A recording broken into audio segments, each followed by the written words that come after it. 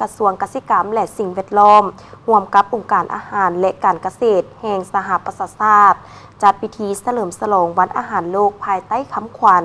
ร่วมแรงร่วมใจกันผลิตอาหารที่ดีเพื่อรับประกันอนาคตที่สดใสวันสากลและสัปดาห์แห่งชาติเพื่อลดล้างความทุกข์ยาก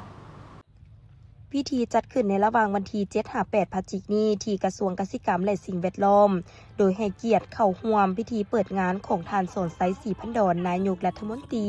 มีทานบักโคเดียเบอร์คานอฟผู้ประสานงานองค์การสหประชาชาติประจำลาวทานนางขยองมีคิมผู้ตั้งหน้าองค์การอาหารและการเกษตร FAO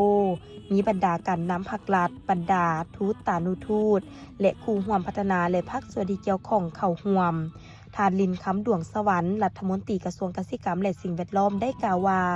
การเฉลิมฉลองวันดังกล่าวแม้นมีความหมายสำคัญหลายบ่เฉพาะแต่ในใส่ปลูกจิตสำนึกและสร้างความรับรู้ให้ประชาชนในทั่วโลกได้เข้าใจถึงความทุกข์ยากและภัยอึดหิวซึ่งบ่แม่นผู้ใดผู้หนึ่งเป็นผู้กำหนดให้เกิดแต่มันแม่นปรากฏการณ์ทางสังคมที่สามารถลดล้างให้หมดไปได้และพวกเขาต้องสร้างจิตสำนึกและปลุกระดมประชาชาติโดยเฉพาะผู้ทุกข์ยากอึดหิวให้สามารถเข้าถึงแหล่งอาหารมีความกล้าหาญและสามารถบืนตัวออกจากความทุกข์ยากและภัยอึดหิวได้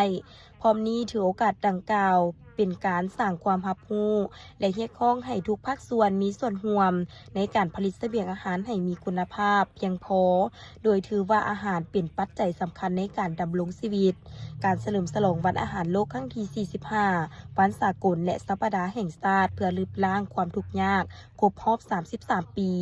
ในปีนี้ได้จัดขึ้นท่ามกลางบรรดาสิ่งท้าทายหลายอย่างในทั่วโลกซึ่งได้มีผลสำเร็จเบื้องต้นในการจัดตั้งปฏิบัติเป้าหมายการพัฒนาแบบยืนยงเคียงคู่กันนั้นหลายประเทศก็ได้รับผลกระทบจากปัญหาเศรษฐกิจการขัดแย้งและภัยพิบัติทางธรรมชาติสำหรับสาธารณรัฐประชาธิปไตยประชาชนลาวเฮาก็ตกอยู่ในสภาพเงื่อนไขเดียวกันแต่ถึงอย่างใดก็ตามระยะผ่านมาแขนงกสิกรรมและสิ่งแวดล้อมโดยร่วมกับบรรดาแขนงการที่เกี่ยวข้องทั้งศูนย์กลางและท้องถิ่นคู่ร่วมพัฒนาผู้ประกอบการได้สุ่มใส่จัดตั้งปฏิบัติเวียกงานการผลิตเสบียงอาหารและพัฒนาชนบทซึ่งสามารถยัดได้ผลงานที่พ้นเด่นหลายด้านและสามารถค้ำประกันเสบียงอาหารได้โดยพื้นฐานในนั้นการผลิตข้าวบรรลุได้ตามแผนการ 3.9 ล้านต้นการผลิตซีนไข่ปลาสามารถรับประกันการสนองให้แก่การบริโภคภายในได้อย่างเพียงพอและการส่งออกสินค้ากสิกรรมป่าไม้สามารถบรรลุได้ 1,540 ล้านกว่าดอลลาร์เกินแผนการที่สภารับรอง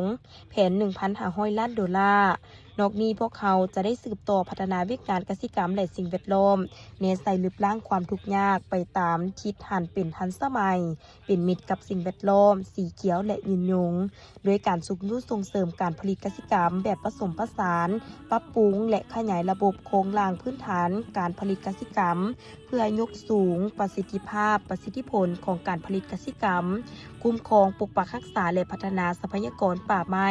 เพื่อลดผ่อนความเสี่ยงและความบอบบางต่อสภาพการเปลี่ยนแปลงของดินฟ้าอากาศในสภาพปัจจุบันรับประกันการสนองน้ำแก่การผลิตกสิกรรมเพื่อค้ำประกันความมั่นคงด้านเสบียงอาหารของชาติตอบสนองโภชนาการที่ดีให้แก่ประชาชนสุขยุส่งเสริมทุกภาคส่วนเข้าร่วมการผลิตกสิกรรมตามมาตรฐานกสิกรรมสะอาดและกสิกรรมที่ดีที่เป็นท่าแหงเพื่อสนองเสบียงอาหารที่ปลอดภัยและเป็นสินค้าที่ได้มาตรฐานเพื่อส่งออกอยากแก้ไขความทุกข์ยากในความอึดหิวก็คือการจัดตั้งปฏิบัติบรรดาคาดหมายสุดสนดังกล่าวดังนั้นมันเรียกร้องให้พวกเขาถือเอาเวียกดังกล่าวเป็นเวียกบริมสิทธิสำคัญของภาครัฐองค์การจัดตั้งสากลองค์การจัดตั้งทางสังคมผู้ประกอบการและชาวเกษตรกรที่จะต้องพร้อมกันประกอบส่วนตามพระบทบาทหน้าที่ของตนถือเอาโอกาสนี้ทรงแห่งใจและการสนับสนุนไปถึงผู้ทุกข์ยากและอึดหิวค้นคว้าซอกหาวิธีการและมาตรการเพื่อสู่ชนจัดตั้งปฏิบัติคำขวัญวันอาหารโลกปีนี้ให้ปรากฏผลเป็นจริงในโอกาสดังกล่าวทานสนไซสีพันดอนได้ให้เกียรติตัดแถบผ้าและลันคล้อง9 บาทเพื่อเป็นสิริมงคลในการเปิดงานวันอาหารโลกวันสากลและสัปดาห์แห่งชาติเพื่อลบล้างความทุกข์ยากปี2025อย่างเป็นทางการ